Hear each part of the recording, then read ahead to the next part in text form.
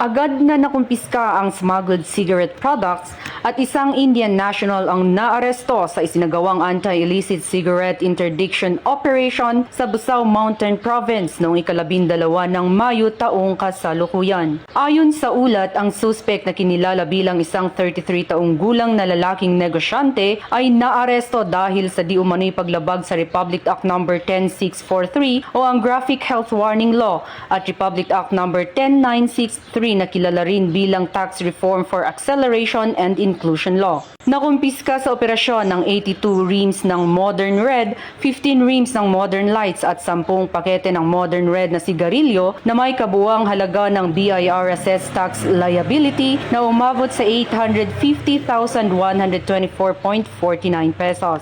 Ang operasyon ay naging matagumpay dahil sa magkasanib na puwersa ng mga operatiba mula sa Busao Municipal Police Station, Provincial Intelligence Unit, Provincial Drug Enforcement Unit at Provincial Legal Office ng Mountain Province Police Provincial Office, Regional Mobile Force Battalion 15, 1st Mountain Province Provincial Mobile Force Company, Regional Intelligence Unit 14, Regional Intelligence Division, Criminal Investigation and Detection Group at BIR. Isinagawa ang on-site inventory ng mga nakumpiskang kagamitan sa harap ng mga opisyal ng barangay ng nasabing lugar. Ang suspek at ang mga nakumpiskang kagamitan ay dinala sa Busao Municipal Police Station para sa wastong dokumentasyon at disposisyon bago magsampa ng angkop na kaso. Ito ang bagong PNP para sa bagong Pilipinas, serbisyong mabilis, tapat at nararamdaman.